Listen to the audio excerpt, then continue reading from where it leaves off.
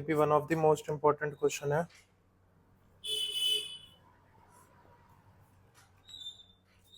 Boards के लिए यहाँ देखो, जल्दी से देख लो फिर लिख लेना। देखो, मास और वेट दो चीज होती है, मास और वेट। मास का मतलब होता है कितना अमाउंट किसी चीज में प्रेजेंट है। फॉर एग्जांपल इसमें छोटे छोटे पार्टिकल से बन के बना होगा ये, तो उन छोटे छोटे छोटे छोटे पार्टिकल से मिलके इसमें कितना मैटर प्रेजेंट है, इट इज कॉल्ड मास। ठीक है, ये मैं चांद पे ले जाऊं, धरती पे ले जाऊं, कुछ भी ले जाऊं, इसके बीच का मैटर कम नहीं होगा ना। ठीक है, वो वाली घड़ी देखी है सबने, ऐसा जो होती थी, समय गिरता जाता था, इसमें मिट्टी नीचे गिरती जाती थी, है ना, रेत से गिरती जाती थी। तो वो जो रेत है ना, वही मैटर है किसी में, छोटे छोटे पार्टिकल होते हैं ना रेत के, तो वही मिट्टी पार्टिकल है जो धीरे धीरे धीरे धीरे गिर रही है, दैट इज मास। ठीक है, अब अपन वेट करने जाते हैं या मास करने, मास नापने जाते हैं, वेइंग मशीन होती है, वे करने जाते हैं, तो वो होता है वेट। इसका मतलब है कि हम धरती पे कितनी फोर्स लगा रहे हैं, या धरती हमें कितनी फोर्स से खींच रही है, कैसे भी मान लो। तो अगर इसको मेरे को डिफाइन करना है, तो it is the force by which earth attract an object. मतलब ये अगर मेरी धरती है, धरती का ये सेंटर है, और ये गौरी खड़ी हुई है, तो गौरी को धरती कितनी फोर्स से खींच रही है, दैट इज वेट। ठीक है, वेट को हम किससे डिफाइन करते हैं, m इंटू जी। m होता है मास और g होता है, अब अट्रैक्ट कर रही है तो कोई ना कोई फोर्स होगी ना, तो ग्रेविटेशनल फोर्स। ठीक है, अब देखो ऐसा ही यूनिट, अब अगर हमने को क्वेश्चन लिखना है पेपर में, ऐसे ही लिखते हैं अपन, मास वर्सेस वेट, बीच में एक डंडी खींच देते हैं। पहली चीज, amount of matter present in the object, it is the force by which earth is attracting us. ठीक है, नेक्स्ट ऐसा यूनिट क्या होती है इसकी, केजी। अब इसमें केजी तो होती है, ग्रेविटी की भी तो कुछ ना कुछ यूनिट आ जाती है, तो उसी को मिला के लिख देते हैं अपन न्यूटन। ठीक है, इसको अगर तुम्हें खोलना है तो खामखा की है, पर केजी मीटर पर सेकंड स्क्वायर, पर उससे तुम्हें कोई मतलब नहीं है, अभी फिलहाल न्यूटन याद रखना।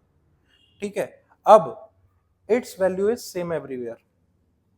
जितनी भी रेत प्रेजेंट है, चाहे चांद पे जाके भी रेत गिराओ तो रेत उतनी ही गिरेगी। ठीक है, ऐसा नहीं होगा कि रेत कम हो जाएगी, बट रेत का वेट कम हो जाएगा। ठीक है, अब अगर मास हर जगह सेम है, तो ग्रेविटी हर जगह सेम होगी क्या, ग्रेविटी अलग अलग हो सकती है दो पॉइंट्स पे, अर्थ पे नहीं है। हम सिद्धिक यहाँ पे है अर्थ पे, वेदांगी चांद पे, दोनों ग्रेविटी सेम नहीं होगी ना, 1/6 होती है। तो जब ये ग्रेविटी पे भी डिपेंडेंट है, तो इसका मास कम या ज्यादा होगा, तो इसका मतलब ये सेम नहीं रहेगी। ठीक है, दूसरी चीज, स्केलर क्वांटिटी वेक्टर क्वांटिटी क्या होती है, वेरी गुड, मैग्नीट्यूड और डायरेक्शन रहता है इसमें, और इसमें क्या रहता है, केवल क्या, मैग्नीट्यूड रहेगा सिर्फ। मैग्नीट्यूड का मतलब होता है वैल्यू, और डायरेक्शन का मतलब होता है किसी चीज कौन सी डायरेक्शन में जा रही है। फॉर एग्जाम्पल ये मैग्नीट्यूड है, बहुत जल्दी आ गए सर, खड़ा रहे 40 मिनट, 40 मिनट खड़ा ही रहेगा, खड़े खड़े पढ़। वेक्टर क्वांटिटी क्या होती है, जिस भी क्वांटिटी का अगर मैग्नीट्यूड है, और मैग्नीट्यूड के साथ साथ कोई डायरेक्शन दे दी मैंने, उसको मैं वेक्टर क्वांटिटी कहता हूं।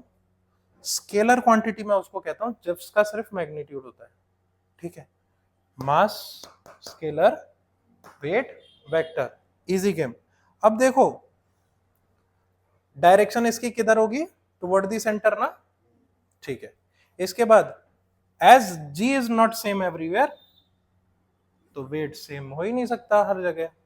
ठीक है, दूसरी चीज एक और बताओ मेरे को, अगर तुम्हें अच्छे मार्क्स चाहिए तो ऐसे सेंटेंस लिख के आने के पेपर में, इससे टीचर को पता चल जाता है कि ये नॉर्मल बच्चा नहीं है। देखो, according to Newton first law, Newton का फर्स्ट लॉ क्या होता है, हाँ हाँ भाई, न्यूटन का फर्स्ट लॉ, वो, हाँ थोड़ा थोड़ा बोलो।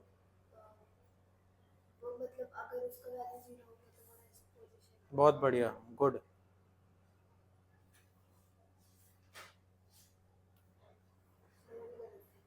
तो बहुत गलत है, कम गलत नहीं है। हम सोते रहेंगे जब तक मम्मी की मार नहीं पड़ेगी। उठ जा, यही होता है फर्स्ट लॉ ऑफ इनर्शिया। हम रेस्ट पे हैं तो हम रेस्ट पे ही रहेंगे, हम रेस्ट पे हैं तो हम रेस्ट पे ही रहेंगे, हम भाग रहे हैं तो हम भागते ही रहेंगे, अनटिल एंड अनलेस कोई एक्सटर्नल फोर्स हम पे नहीं लग रही। अपन सो रहे हैं, बिंदास सो रहे हैं, रेस्ट पे हैं, जब तक मम्मी की मार या डांट नहीं पड़ेगी तब तक अपन उठेंगे नहीं। मार या डांट इज एक्सटर्नल फोर्स ना। तो जब भी कोई एक्सटर्नल फोर्स तुम पे लग रही है और उसकी वजह से तुम्हारा स्टेट ऑफ मोशन चेंज हो रहा है, उसको इनर्शिया कहते हैं। तो यहां देखो, the measure of inertia is dependent upon its mass. जितना ज्यादा मास उतना ज्यादा इनर्शिया। जितना ज्यादा भारी व्यक्ति, उसको हिलाने में या उसको हटाने में उतना ही ज्यादा मेरे को फोर्स लगेगा। ठीक है, अगर ये पोडियम है, पोडियम बहुत भारी है तो मेरे को और ज्यादा फोर्स लगेगी। अगर ये हल्का होता प्लास्टिक का तो मैं आराम से बिंदास हटाता। तो जो इनर्शिया है वो मास का कंपोनेंट है, मास के साथ चलता है वो। जितना ज्यादा मास उतना ज्यादा इनर्शिया।